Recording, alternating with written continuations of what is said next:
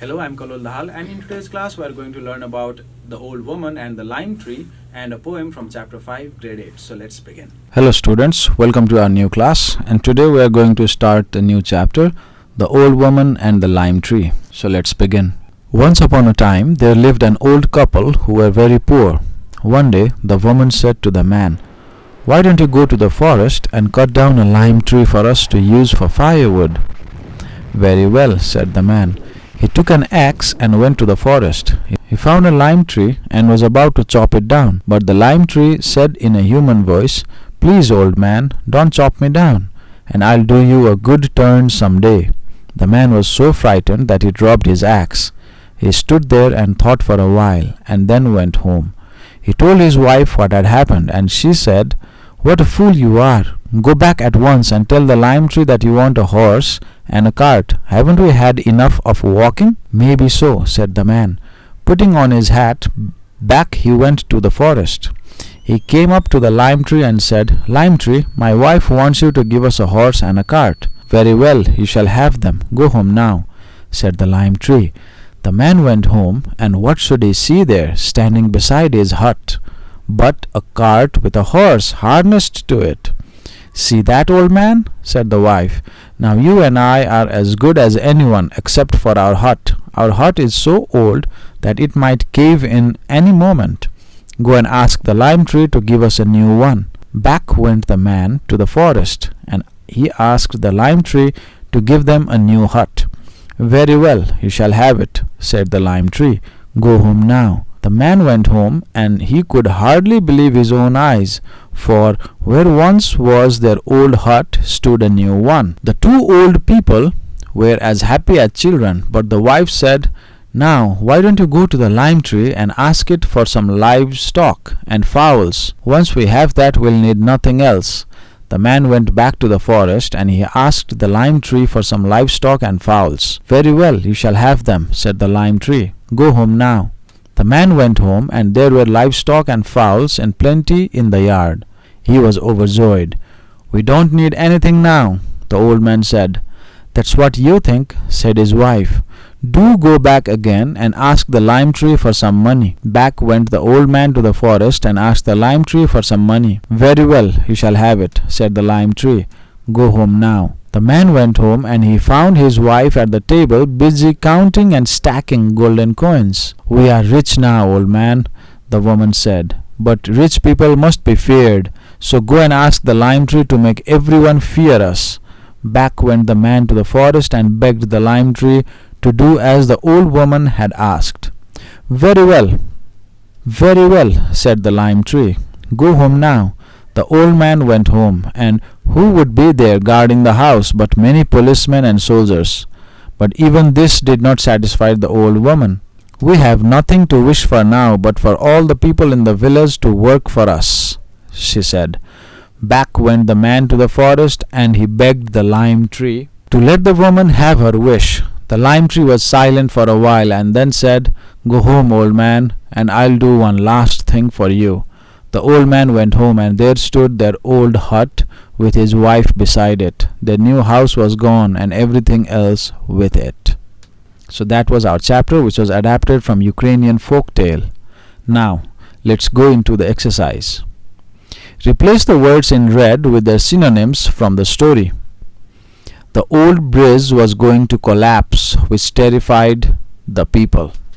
So the word for collapse that is used in this text is the old bridge was going to cave in, which terrified the people. So instead of collapse, we are going to use cave in.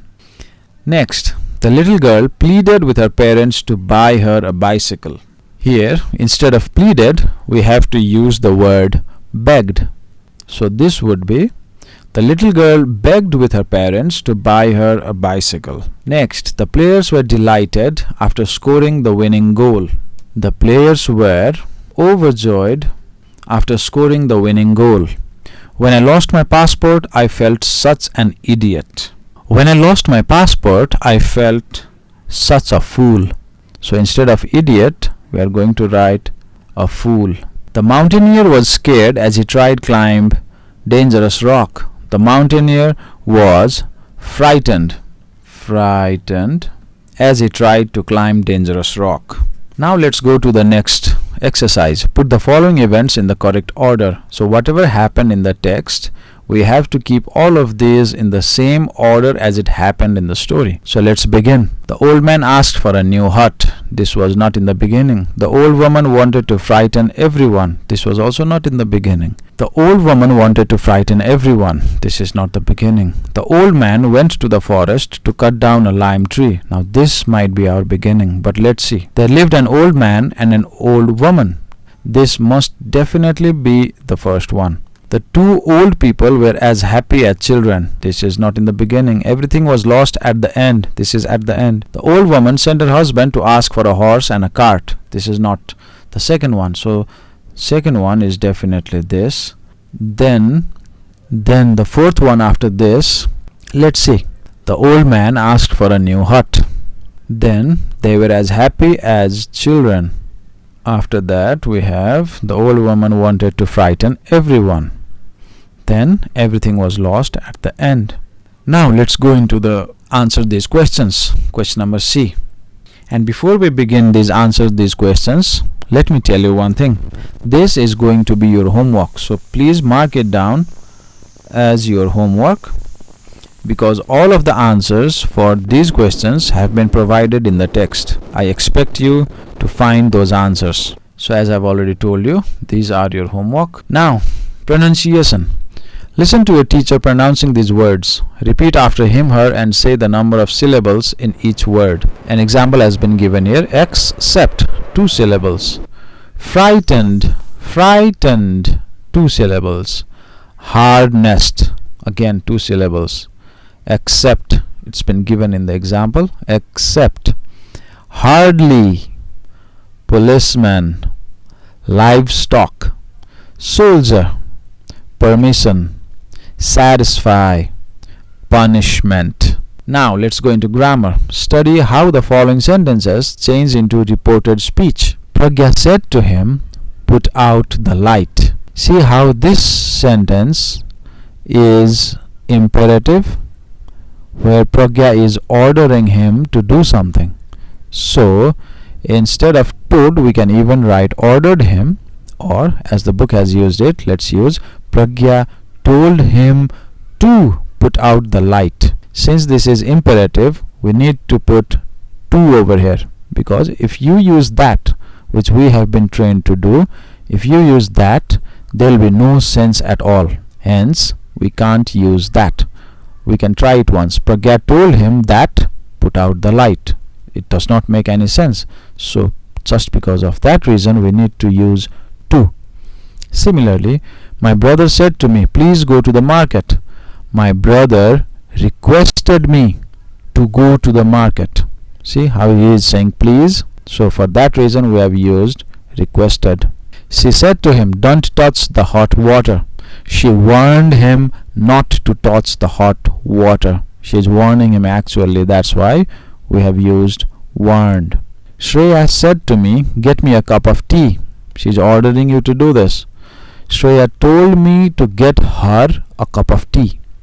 My father said to me, think before you act. My father advised me to think before I act. So what lesson we learn from this exercise is that whenever there is an imperative, we need to use to for the positive and not to for the negative, as has been given over here. So I hope you have understood this. Let's go into the next exercise. So let's go to the next page. Neha said to Deepa, don't touch my things. Neha forbade Deepa to touch her things. Forbid and forbade. This means not to allow anyone or someone to do something. So here Neha does not allow Deepa to touch her things. He said to me, give me a pen. He asked me to give him a pen. Teacher said to his students, don't waste your time. Teacher advised his students not to waste their time. Now let's head to the exercise. Choose the correct alternative. Jeevan said, clean the bedroom. Jeevan said, clean the bedroom. So here, Jeevan told me to clean the bedroom. The teacher said to her, work with your classmates. The teacher told her to work with her classmates.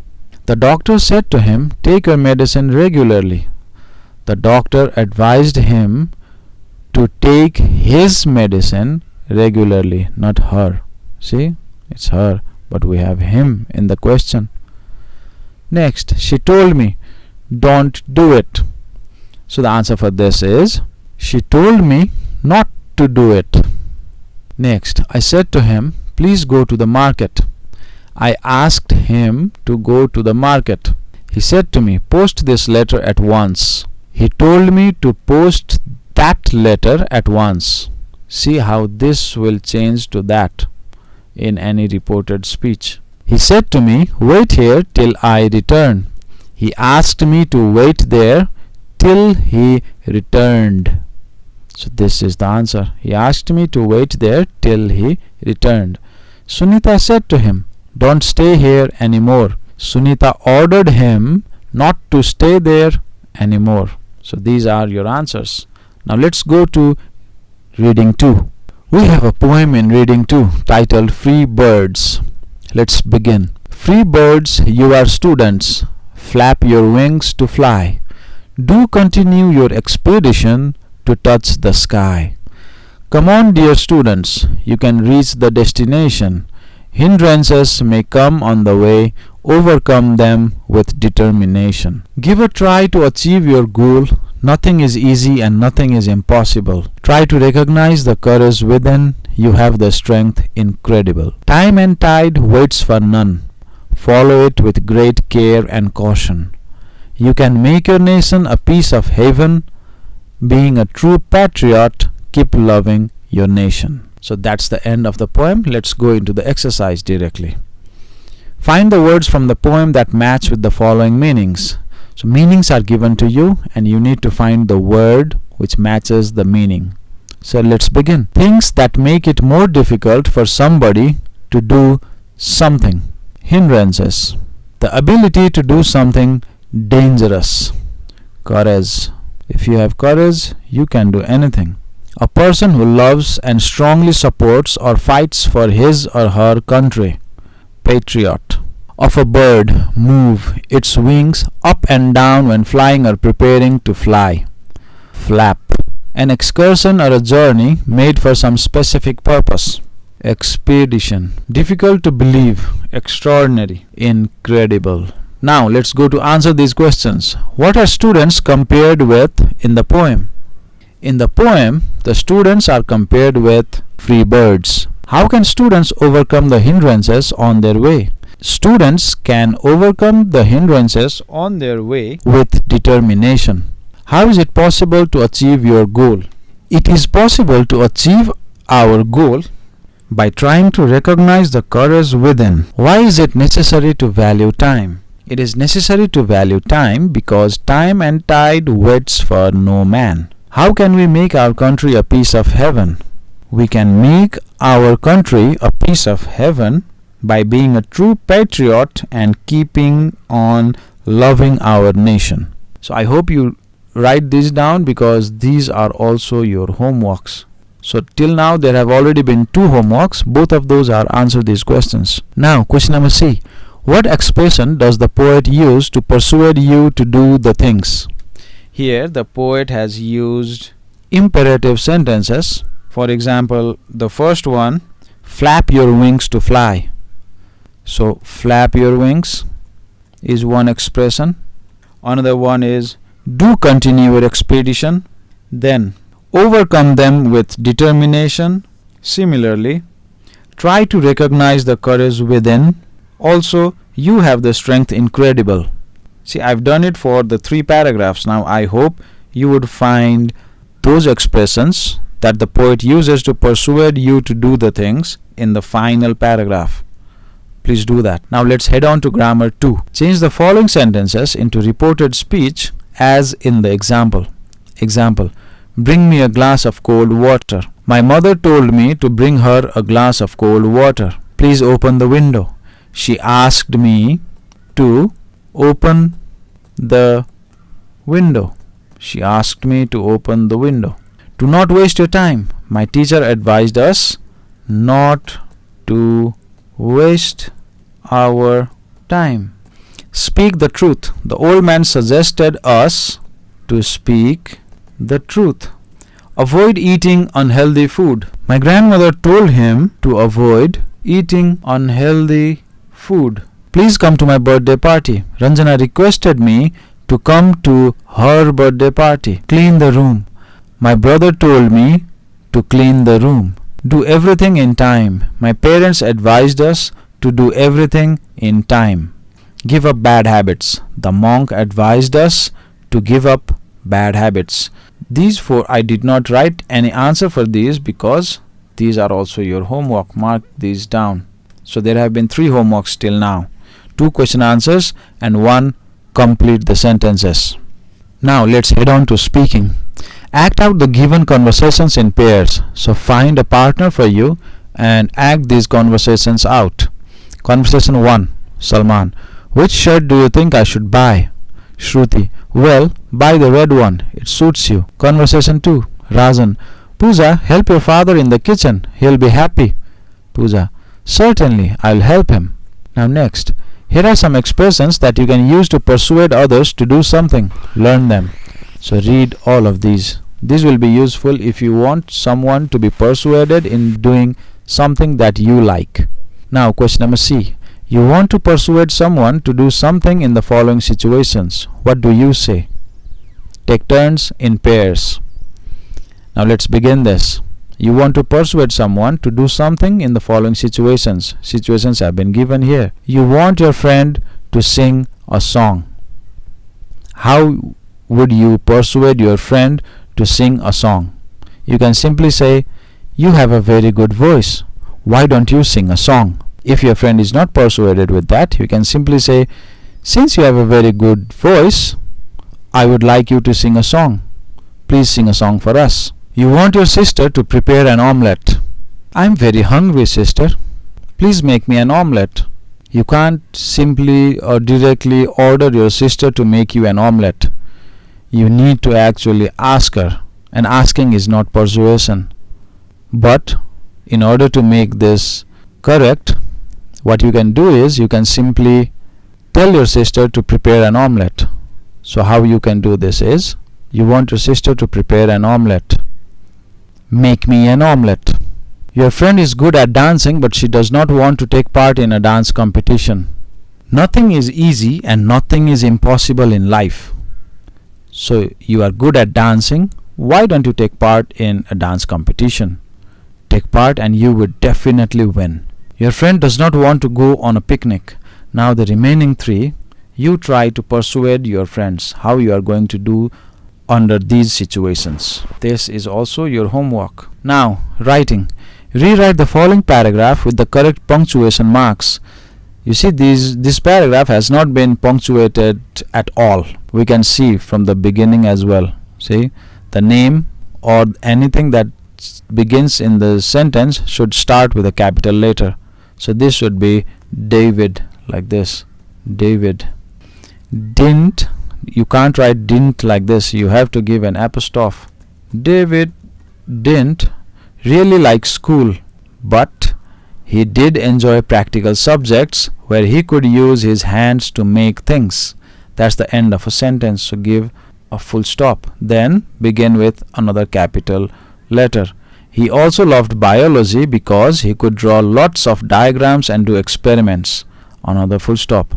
Then this is already in capital, so this is okay. In fact, comma, his mother once told him that he should become a surgeon. Full stop. And you are done. Now develop a story with the help of the clues given below. Give a suitable title to the story. I sincerely hope that you know what to do with this exercise. Just to clear things out, this is not a fill in the blanks where you need to fill this blank with a word or some phrases. This is not what you have to do over here. You are supposed to form, to develop a story based on these given outlines. So this, read it once, read everything at once, like this. A crow sticks some peacock feathers, flies to peacocks, claim peacock as relatives, they drive him away, fly to ducks, ducks also drive him away, crow is left alone, friendless. So from this, make up a story in your brain, and after that use your own languages, own sentences, and then form a story. After you write the whole story, do not forget to give a suitable title, and it would be better if you write moral as well at the end of the story. So I'll give you a hint on how to start the story. You can begin with, once upon a time there was a crow in the jungle who did not have any friends.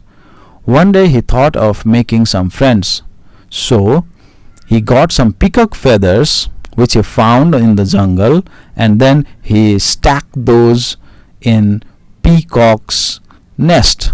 He flew to those peacocks, and then he claimed the peacocks as relatives. But the peacocks knew instantly that the crow was not their relatives, so they drove him away. Then the crow comes up with another idea and flies to ducks. He tries to do the same thing with the ducks as well, and the ducks also drive him away. Now the crow is left alone. He does not have any friends. Peacocks drove him away, ducks drove him away, and now he is left friendless. This is how the story can be made up. Now I hope you would give it a suitable title and the moral to it, and you would be done. So please do this. This is very important. Now that's all for this chapter. I hope you have understood everything, and if there is anything that you have not understood or where there is confusion for you, please get back to us and we would definitely help you out.